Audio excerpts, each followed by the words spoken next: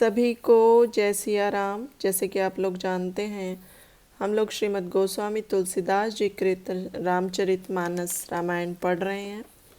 पिछली वीडियो में हमने पढ़ा था वन में हाथी, सिंह, राक्षस और बहुत से दुष्ट जीव जंतु फिरा करते हैं। हे पुत्र, क्या विष की वाटिका में संजीवनी बूटी भी शोभित होती है? आज हम इससे आगे पढ़ेंगे। वन के लिए तो ब्रह्मा ने कोल किरातों की स्त्रियों को ही रचा है, जिनका पत्थर के कीड़ाओं के समान कठोर स्वभाव है। उनको वन में कुछ भी कलेश नहीं, अथवा वे स्त्रियां वन के योग्य होती हैं जिन्होंने तप के लिए भोग त्याग दिए हैं। हे पुत्र, जो बंदर की तस्वीर को देख डरती है, वह सीता वन में कैसे बसेगी? मानसरोवर के कमल वन में विहार करने वाली हंस कुमारी क्या पोखर में रहने योग्य है? ऐसे विचार जैसी आज्ञा हो वैसी ही सीख मैं जानकी को दूं। माता ने कहा, जो सीता घर पर रहे तो मुझे प्राणों का आधार होगा। राम जी ने माता की बात सुनकर, जो शील स्नेह रूपी अमृत से भरी हुई थी, ज्ञान में प्यारे वचन कहकर माता को समझाया और फिर वन के गुण दोष प्रकट करके सीता जी को समझाने लगे।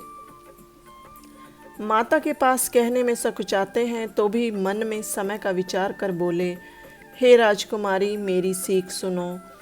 मन में कुछ और बात मत समझो। जो अपना और मेरा भला चाहती हो तो हमारी बात को मानकर घर रहो।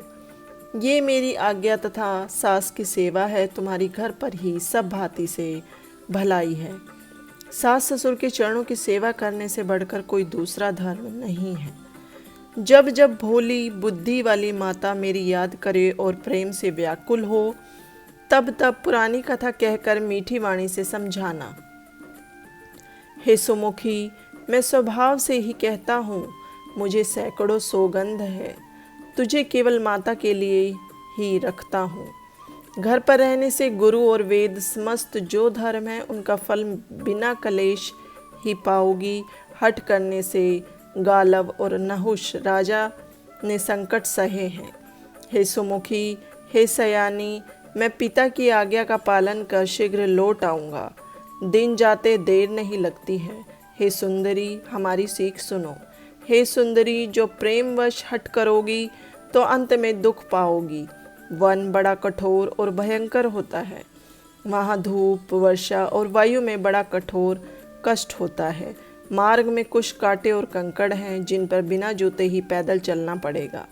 तुम्हारे चरण अति कोमल है और मार्ग में बड़े बड़े दुर्गम पहाड़ है। वहाँ करोड़ों गुफा, नदी, नद और नाले ऐसे दुर्गम है कि देखे भी नहीं जाते। रीछ, बानर, भेड़िया, सिंह और हाथी के शब्द सुनकर धैर्य छूटता है। पृथ्वी पर सोना, छाल के कपड़े पहनना और कंद मूल फलों का भोजन मिलता है।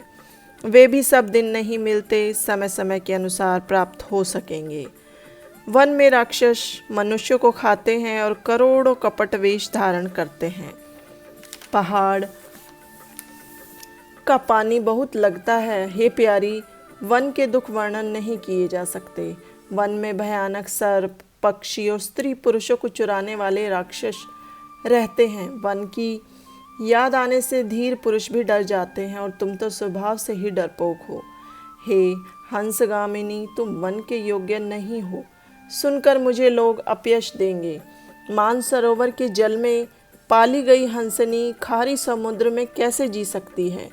आमों के वन में विचरने वाली कोकिल करील की वन में क्या शोभा पा सकती है? हे विचार कर घर पर ही रहो। हे चंद्रमुखी, वन में बड़े दुख हैं। जो मित्र गुरु और स्वामी की सीख को सिर चढ़ाकर नहीं मानते, वे हृदय में अत्यंत पछताते हैं और अवश्य ही उनके हित की हानि होती है। पति के मीठे वचन सुन सीता जी के नेत्रों में जल भर आया।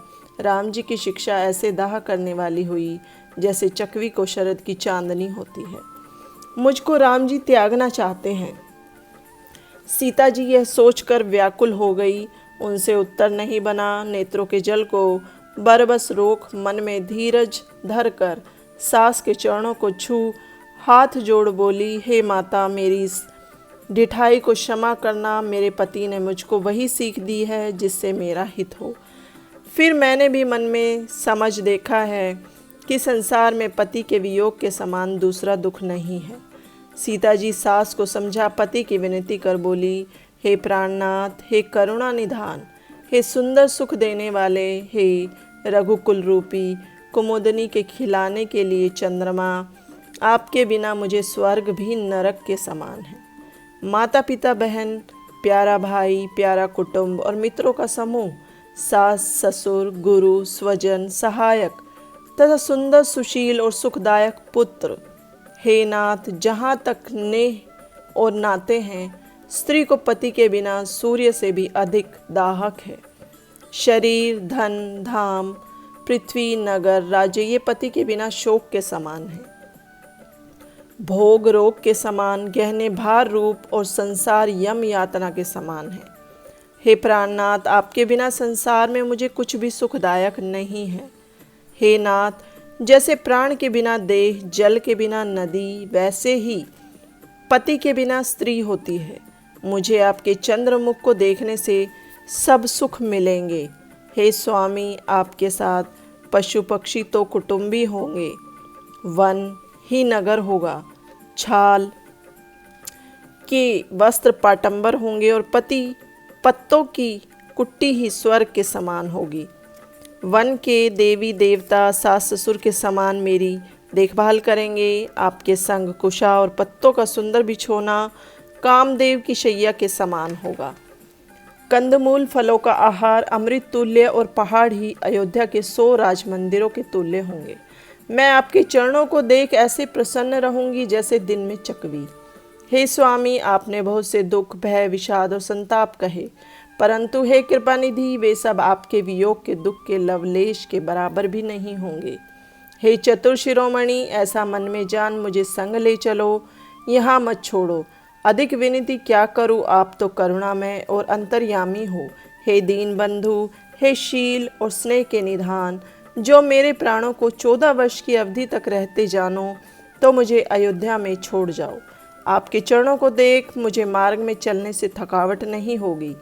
मैं सब भांति से आपकी सेवा करूंगी और मार्ग के सब परिश्रम को दूर किया करूंगी। तरु छाया में बैठ आपके चरण धो हवा किया करूंगी। आपके श्याम शरीर पर पसीना देखकर मुझे कौन से दुख का समय शेष रहेगा। घास और पत्तों को पृथ्वी पर बिछाकर यह दासी सारी रात आपके चरण दाबा करेगी। बार बार आपकी मूर्ति देख मुझे धूप और लू कुछ नहीं लगेगी। आपके साथ होने पर कौन देख सकेगा, जैसे सिहनी की ओर गीदड़ नहीं देख पाते। मैं सुकुमारी हूँ और आप वन योग्य हैं। क्या आपको तप और मुझे भोग उचित है? ऐसे कठोर वचन सुनकर भी जो मेरा हृदय नहीं फटा, तो हे प्रभु, यह नीच प्राण आपके कठिन वियोग को अवश्य सहेंगे। ऐसे कह सीता जी व्याकुल हो वियोग रूपी वचन न सह सकी। यह दशा देख राम जी ने मन में जाना कि हट करके मैं छोड़ जाऊंगा तो यह प्राण नहीं रखेगी। तब कृपा सिंधु राम जी ने कहा कि सोच को छोड़कर मेरे साथ वन को चलो। आज दुख करने का समय नहीं है, शीघ्र ही वन को चलने की तैयारी करो। राम जी ने सीता को समझाया, फिर माता के चरण छूकर आशीर्वाद पाया। माता ने कहा, जल्दी आकर प्रजा का दुख हरना और माता को भूल ना जाना। हे ब्रह्मा, क्या कभी मेरी दशा लौटेगी जो इस मनोहर जोड़ी को देखूंगी? हे पुत्र, वह सुदीन और शुभ घड़ी कब होगी जो जीते जी माता आपके मुख को देखेगी? हे पुत्र, फिर बच्चा लाल, रघुपति और रघुवर कहकर तुमको पास बुलाकर और हृदय से लगाकर प्रसन्न हो तुम्हारे शरीर को कब देखूंगी? माता प्रेम से व्याकुल हो गई, मुख से वचन नहीं आता है। तब राम जी ने उन्हें समझाया, उस समय के प्रेम का वर्णन नहीं हो सकता। तब सीता जी सास के पांव लगी और कहा, हे माता, मैं बड़ी अभागी हूँ। आपकी इस सेवा के समय में विधाता ने वनवास दिया और मेरा मनोरथ सफल ना किया। दुख छोड़ दीजिए, परंतु स्नेह मत छोड़ना। कर्म की गति कठिन है। सीता जी के वचनों को सुन सास व्याकुल हो उठी। उस दशा को कैसे वर्णन किया जाए? सीता जी को बारंबार हृदय से लगा धीरज धर, आशीर्वाद दिया कि जब तक गंगा यमुना के जल की धारा रहे तब तक तुम्हारा सौभाग्य बना रहे।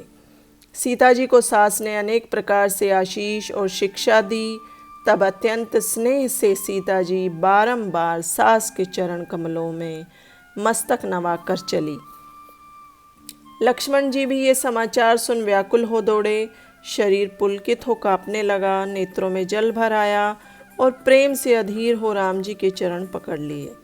कुछ कहते नहीं, खड़े दिखते हैं ऐसे दुखी हैं जैसे मछली जल से निकलने पर होती है। सोचते हैं क्या होनहार है, क्या हमारे सुख सुकृत बीत चुके हैं। राम जी मुझे महल में रखेंगे या साथ ले जाएंगे। राम जी ने देखा कि भाई हाथ जोड़े खड़ा है। उसने देह और मोह को तृण के समान तोड़ दिया है। तब शील स्नेह सरल स्वभाव वाले सुख निधान राम जी बोले, हे भाई, प्रेम के वश मत डरो, परिणाम में आनंद मंगल ही होंगे, ऐसा हृदय में समझो।